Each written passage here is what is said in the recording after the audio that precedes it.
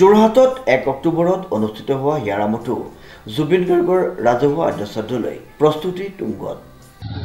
হয়, অহাকালিলৈ যোৰহাট ষ্টেডিয়ামত আমাৰ সকলোৰে মৰমৰ শিল্পী হিয়াৰ আমঠু জুবিন গাৰ্গৰ আদ্যশ্ৰাদ্ধ আয়োজন কৰা হৈছে। আচলতে যিহেতু যি মাংগলিক অনুষ্ঠান যোৰহাটবাসী ৰাইজৰ সহযোগত আজি ইয়াত আয়োজন কৰা হৈছে, সেই অনুষ্ঠান পুৱা 8 বজাত প্ৰাৰ্থনা সভাৰে আৰম্ভ হ'ব।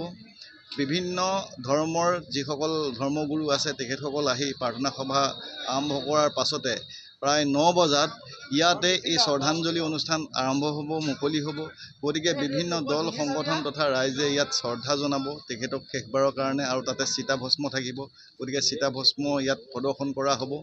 আৰু সমান্তৰালভাৱে 9:30 বজাৰ পৰা মূল যিভাগ মণ্ডপ বনোৱা হৈছে, য'ত নামঘৰৰ আৰ্হিত বনোৱা হৈছে, তাতে নাম প্ৰসংগ কৰি শিল্পীগৰাকীক সৎকাৰৰ কাৰণে যি অনুষ্ঠান থাকিব, নাম প্ৰসংগৰ পাছতে গায়ন বায়নৰ ব্যৱস্থা কৰা হৈছে, দিহা নামৰ ব্যৱস্থা কৰা হৈছে।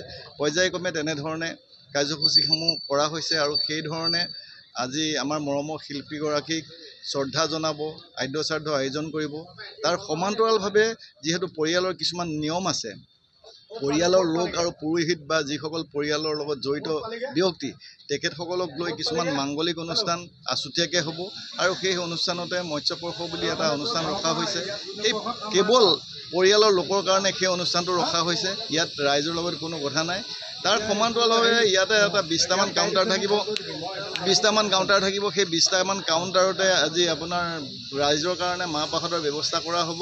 গতিকে শেষবাৰৰ কাৰণে যোৰহাটবাসী ৰাইজে তেখেতক এইখিনি কৰিবলৈ পাই আমি সঁচাকৈ নিজকে ধন্য মানিছোঁ। কাৰণ মৰমৰ শিল্পীগৰাকী আমি যিখিনি সন্মান দিব লাগিছিলে, জীয়াই থকা অৱস্থাত যিখিনি কৰিব লাগিছিলে, আমি সকলোৱে নোৱাৰিলোঁ সেইখিনি কৰিব, তেখেতক ৰাখিব নোৱাৰিলোঁ।